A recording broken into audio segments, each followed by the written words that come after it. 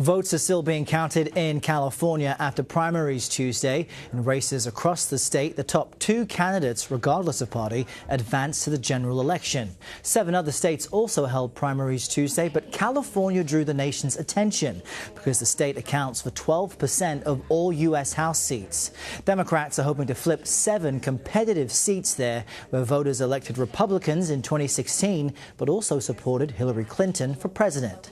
Alexei Koseff is a politics and Capitol Alert reporter for the Sacramento Bee. And as you see, he joins us now from Sacramento, California. Thanks for joining us. I want to get to Democrat Gavin Newsom and Republican John Cox, who advanced in the governor's race after Cox beat out Democrat and former L.A. Mayor Antonio Villaraigosa. How will having a Republican now in the general election, do you think, impact races across the state come November? In the end, it wasn't really close. Republican John Cox pretty smoothly and comfortably sailed into the top 2. So it shows that perhaps because of the endorsement of President Donald Trump, Republicans in California have unified behind him. They're ready to support him in November, and they're ready to turn out for him.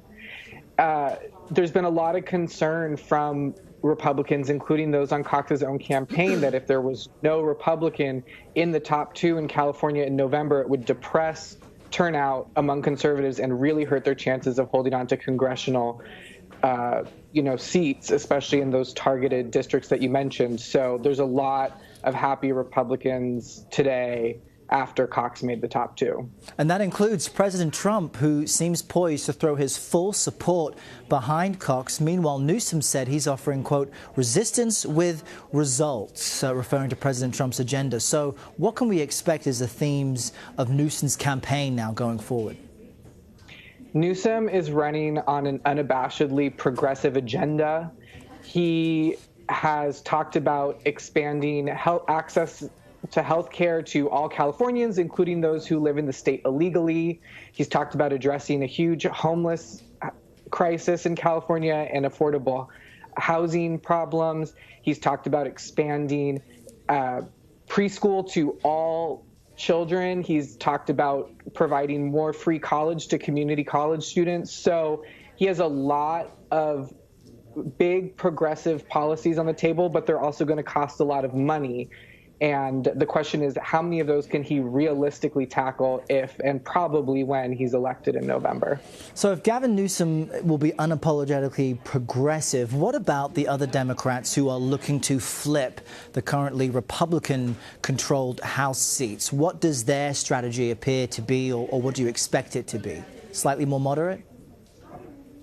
Probably so. It seems like more of a district-to-district type of situation, and in some of them where there were more progressive Democrats and more moderate Democrats, the National Democratic Party has actually come in and spent money trying to get those more moderate Democrats through to the runoff because they think they have a better chance of holding on to crossover Republican votes that way.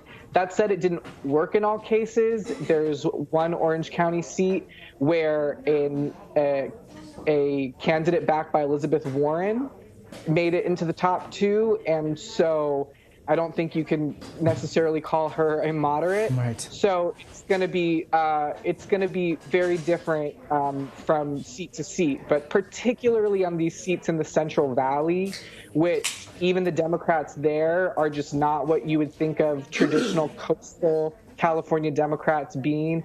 Those Democrats are going to have to run a very different kind of race in order to win over those seats in November. Yeah, the kind of Central Valley of California politically resembles a lot of the Midwest rather than, as you mentioned, the big cities on the coast. A lot has been said about just the system, the primary system in California. There were fears that the jungle primary might end up hurting Democrats. But now that the top two primary system in November, could it suppress voter turnout if some candidates decide not to vote, or some voters decide not to vote because their candidate is no longer on the ballot? Are there those fears?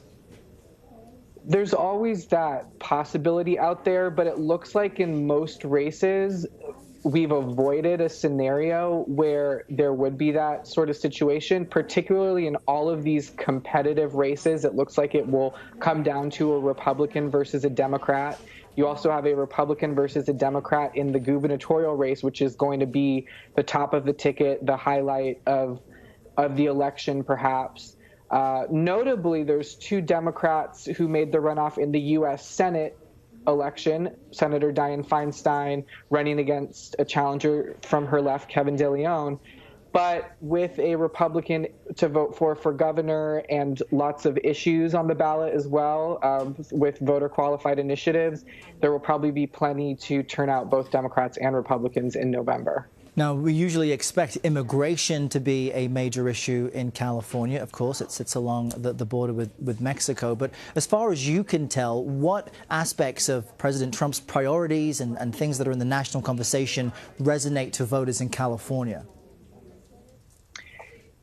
Immigration is a big one because we have a huge Latino population and a huge Asian population here in California. Both of those are communities that were built on immigration. And so there's a very personal impact on these communities, whether they are supportive or in opposition to the president's policies on immigration.